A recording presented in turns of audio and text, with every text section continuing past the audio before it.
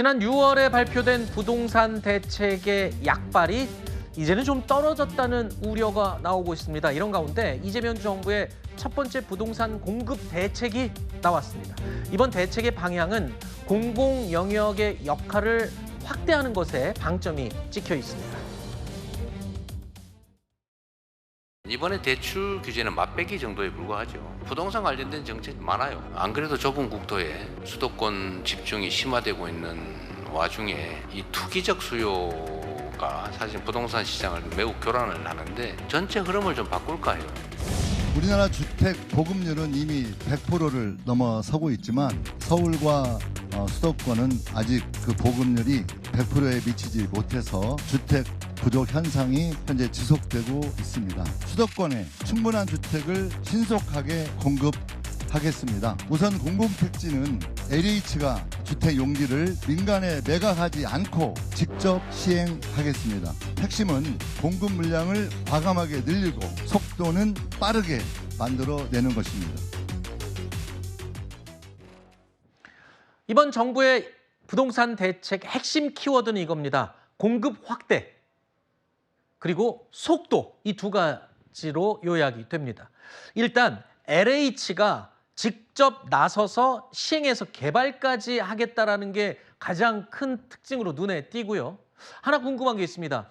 그런데 정부가 이렇게 LH를 중심으로 한 공공주도의 공급을 하게 된다면 수도권에 135만 가구를 공급할 수 있다라고 이야기는 하고 있지만 이게 구체적으로 아직 안 나왔어요. 공공주도 좋습니다. LH가 주도하는 거 좋습니다. 네. 근데 구체적으로 뭘 어떻게 하겠다는 겁니까? 일단 기존에는 그 택지 조성까지만 해놓고 그걸 이제 민간 사업자들한테 매각을 했죠. 네. 그다음부터 이제 민간 사업자들이 시장 상황이나 수요 공급 등을 따져서 본격적으로 이제 주택 사업을 시작하는 이런 단계였죠. 근데 이제 전 과정을 시행의 역할까지 LH가 하겠다. 그러면 좀 신속하게 일괄적으로 추진을 할 수 있게 되는 건가요? 뭐 겉으로 보면 아하. 그렇습니다. LH가 총책임자로서 최초 택지 조성부터 마지막 분양 후 사업 관리까지 다 하겠다라는 거니까 한 기관에서 책임을 지고 쭉 1년의 이 과정을 거치게 되면 물론 속도는 날 수 있겠죠. 네. 근데 이제 좀 지켜봐야 되는 건 왜 그러냐면 LH가 공공기관이지 네. 않습니까? 네. 과연 공공기관이 이거를 총책임자로서 수행을 했었을 때 네. 과연 경제성 있게 효율성 있게 아하. 지금 시장이 기대하는 대로 효율성 있게 과연 집행이 될 수 있겠느냐 여기에 대한 의문은 남습니다. 하지만 지금 정부가 어쨌든 속도 전환을 벌이겠다라는 그 계획을 갖고 있고 그거의 주체자로서 LH를 내세웠지 않습니까? 네. 아마 하반기에 이제 LH 뭐 개혁위원회라든지 조직 개편 이런 것들이 이제 일괄적으로 이루어지게 될 텐데 그때 이제 구체적으로 어디에 얼마나 어떤 방식으로 지을 이런 것들이 구체적인 계획들이 나올 텐데 그거를 좀 지켜봐야 될 것 같습니다. 일각에서 이런 얘기도 있습니다. 일단 아파트도 우리 이 국민들한테는 일종의 상품이거든요. 네. 그런데 과연 공공기관이 그 다양한 소비자들의 취향과 이 성향을 잘 맞출 수 있는 다양한 제품을 만들어낼 수 있을 것이냐, 이게 또 얘기가 나오고 있고요. 또 한 가지, LH가 지금 재정적으로 많이 안 좋다고 얘기를 들었거든요. 네. 그런 재정 상태에서 이런 엄청나게 큰 프로젝트를 효율적으로 잘 이끌어갈 능력은 과연 되느냐. 네. 지금 그런 부분들이 걱정이 되는 네. 거죠. LH가 직접 시행한 사례가 없는 건 아니에요. 네. 뭐 예를 들면 일부 직접 시행에 나서서 성공한 사례도 있긴 있어요. 하지만 국가적인 주택 공급 사업에 이렇게 전면적인 책임자로서 시행까지 나서는 건 이번이 사실상 아하. 처음이거든요.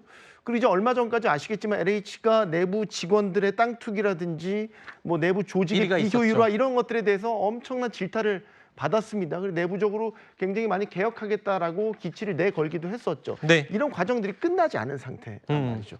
그럼 이런 상태에서 시행을 또 이제 하겠다고 해요. 그러면 시행 조직을 훨씬 더 늘려야 되죠. 네. 사람 새로 뽑겠죠. 조직 만들겠죠. 그럼 또 문제가 LH가 비대화되는 그렇죠. 문제가 있는 거죠. 그럼 나중에 비대화 됐었을 때 아까 말한 대로 효율적으로 다 1년의 이 과정들을 효율성 있게 집행할 수 있겠냐? 여기에 대한 의문이 시장에서 계속 남는 거고 시행이 돈 많이 듭니다. 그렇죠. 전체의 이 과정의 책임자예요. PF 대출도 직접 이제 나서서 해야 아하. 되고요. 인허가 해야 되고요. 뭐 계획 설계해야 되고 이 과정 어마어마하네요. 다 비용입니다. 네. 이 비용들을 다 떠안게 된다라는 건데 지금도 140조 원 지금 부채 떠안고 있는데 과연 이 상태에서 LH가 주도적으로 하기에 재정 부담 만만치 않을 것 같습니다. 그래도 일단 정부가 나서서 전격 발표한 만큼 135만 가구를 공급할 수 있을지 좀 더 지켜보겠습니다. 자, 그리고 정부가요, 부동산 시장 과열을 예방하기 위한 규제 방안도 추가로 내놨습니다. 얼마 전에 강력한 대출 규제 방안을 내놨는데 이제 후속 규제를 내놓은 거죠. 어떤 내용인지 확인해 보시죠. 주택 수요도 더욱 촘촘히 관리하겠습니다. 규제 지역 LTV를 50%에서 40%로 낮추는 등 대출 규제를 보완하고 동일 시도 내라도 투기 우려가 있는 지역은 국토부 장관이 직접 토지 거래 허가 구역을 지정할 수 있도록 해서 투기 대응을 강화하겠습니다. 유주택자의 전세대출 한도를 2억 원으로 하향하는 등 가계대출 관리 기조를 확고히 이어나가겠습니다. 자, 그러니까 정부는 공급, 아까 135만 가구 공급한다고 했죠. LH를 통해서. 이와 동시에 이제 대출을 더 강력히 규제해서 집값 상승 그리고 가계대출 급증을 동시에 막아보겠다라는 겁니다. 대출 더 어려워졌습니다. 일단 첫 번째로 LTV, 그러니까 내가 집을 갖고 있을 때 이 집을 담보로 받을 수 있는 대출 금액이 더 낮아졌어요. 네, 그렇죠? 원래 50%까지, 집값 50%까지 받을 수 있었는데 이제는 40%로 줄었고 더 강력한 게 또 있습니다. 전세 대출도 2억에서 3억까지 가능했었는데 이제 2억으로 일률화로 딱 줄었어요. 네. 이거 어떻게 되는 겁니까 도대체? 627 대출 규제가 나온 다음에 예를 들어서 계속해서 치솟던 주택 가격 상승률이 좀 줄었죠. 아, 일단 효과는 좀 잠잠해졌죠. 봤고요. 예, 잡았죠. 그다음에 주택담보대출 수요도 보면 증가폭이 현저히 줄었죠.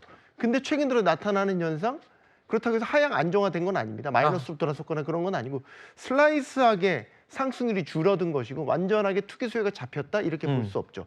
주택담보대출도 최근 들어서 다시 또 늘어나는 양상 보이고 있습니다. 그러니까 네. 정부 생각은 이건 것 같아요.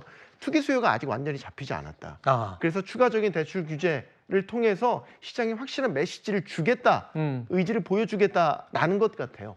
지금 말씀하신 대로 LTV 50에서 40% 규제 지역 내리게 줄어들게 되면 네. 대출 한도 여력 더 줄어들게 됩니다. 네. 그런데 저게 과연 실질적으로 얼마나 큰 충격으로 다가올 거냐?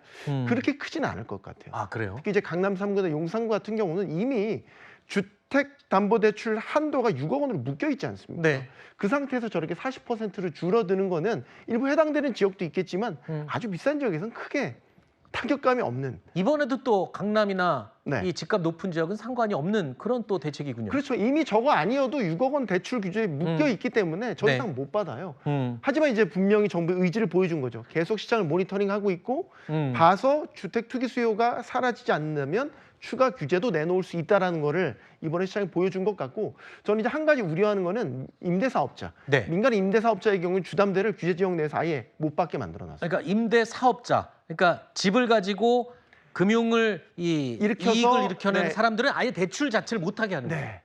이게 자칫 지금 전월세 물량의 감소로 이어지지 않을까, 이 부분이 아하. 걱정이 되는 거죠. 네. 서울 수도권 안에는 이제 전월세 물량이 꾸준하게 수요가 있지 않습니까? 그의 상당 부분을 역할을 했던 게 사실 임대사업자들인데 그 사람들이 오로지 자기 돈으로 사업만 하지는 않거든요. 네. 근데 주담대를 이번에 막아버렸으니까 네. 불법적인 우회적인 대출 규제로 보고 지금 이번에 아예 그냥 제로로 만들어버린 건데 결국 전월세 시장에 또 이게 충격파가 있지 않을까, 이 부분은 걱정이 됩니다. 알겠습니다. 집을 함부로 살 수 없어서 지금 전세나 월세로 돌리는 사람들이 급증했다고 저희가 전해드렸었는데 이젠 또 전 월세도 이 임대사업자들이 대출을 못 받게 되면서 이 시장도 또 어려워질 것 같습니다. 다 물려 있군요.